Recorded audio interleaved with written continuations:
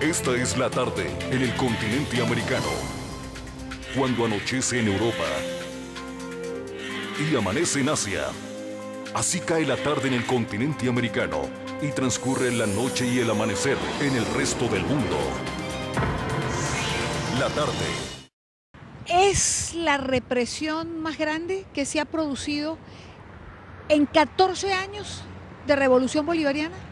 Yo me atrevería a decir que está entre la primera y la segunda, porque en el 2006 y en el 2004 hubo represión muy importante en manifestaciones, pero lo que yo estaba observando ahora, lo que pasa es que no hemos terminado de recopilar información, y debo decirlo, hemos sentido cierta autocensura de medios de comunicación, bueno, pero no autocensura, y colóquense lamentablemente en la posición de periodista, porque a veces uno critica al periodista en Venezuela porque se autocensura, pero el propio presidente de la República, que han considerado unos ilegítimos, que hay ciertas dudas de la oposición, pero es el presidente de la República, que tiene el comandante de las Fuerzas Armadas, por lo menos en la práctica, ya ha dicho a un canal, por ejemplo, que al canal Televen directamente en cadena nacional, diciendo que por qué habían sacado información del candidato opositor y amenazando al canal de televisión. Entonces, ¿qué estamos viendo? Y no solo eso, el propio presidente de la República, encargado o con este problema que existe hoy, ha dicho que quien se haga parte de esta protesta, que no es más que hacerse parte, sacar las protestas, sacar los manifestantes, decir qué está sucediendo, va a ser de alguna manera rechazado por el Estado.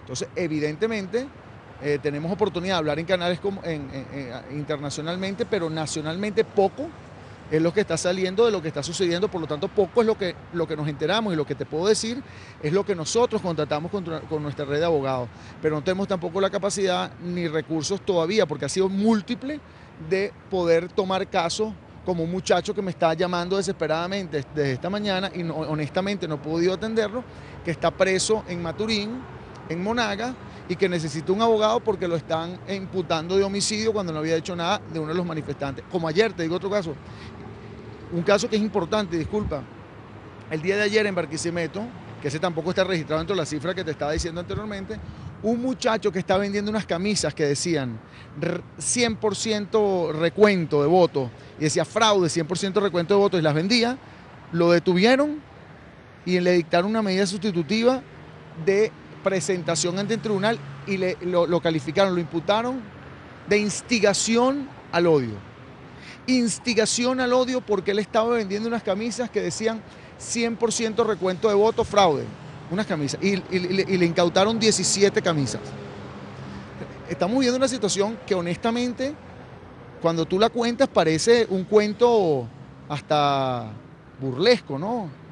Pero hay que ponerse en los zapatos de unos muchachos de 15 años o niñas de 15 años en un cuartel militar, presas y maltratadas. Y de muchachos de 18 a 20 años presos, golpeados en un cuartel militar y amenazados con, por ejemplo, hacer proclamas o consignas en favor de un presidente. Si empezamos a sumar, yo te podría decir que podríamos estar en presencia de uno de los momentos más represivos que ha vivido, por lo menos Venezuela en este gobierno. Ahora, una última pregunta.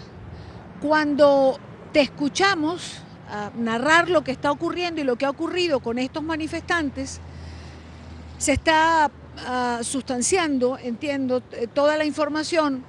¿Cómo compaginar para quienes nos ven en el exterior esa realidad que tú cuentas con el discurso del presidente Maduro en su juramentación en la Asamblea, hablando de paz para los venezolanos y de sentirse atacados por la oposición?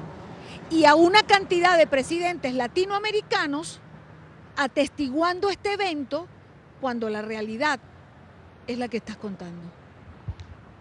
Repito lo que te decía anteriormente. El gobierno hoy día maneja las Fuerzas Armadas. Los que detienen a personas manifestando son comandantes de las Fuerzas Armadas en determinadas zonas, con toda una Fuerza Armada de motos, de protección, de armamento, de tanques. Maneja la policía de más de 20 estados, de 21 estados. la policía con armamento, con protección, Y ese gobierno, hay unos muchachos entre 15 y 22 años que salen a manifestar y el gobierno dice que está amenazado. Hay una cuestión hasta lógica, de proporciones. Una niñita de 15 años es la que está amenazando al gobierno. Evidentemente la gente protesta.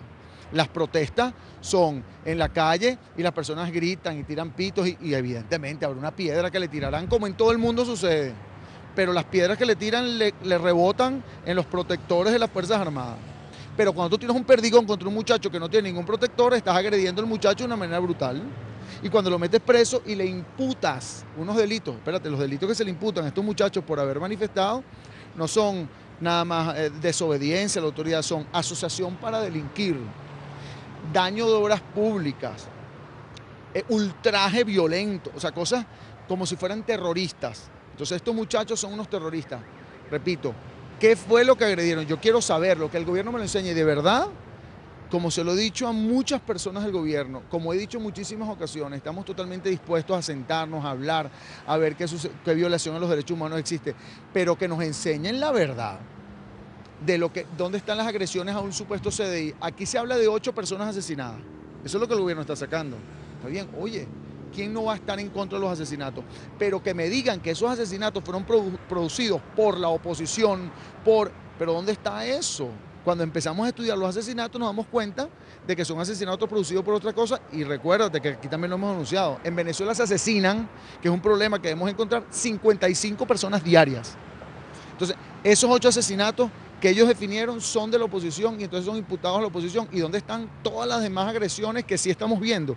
Porque no las vemos, nada más las ve el gobierno. Claro, ¿y dónde están los culpables? ¿Quién disparó? ¿Están presos? Claro, es lo que ellos tienen que investigar.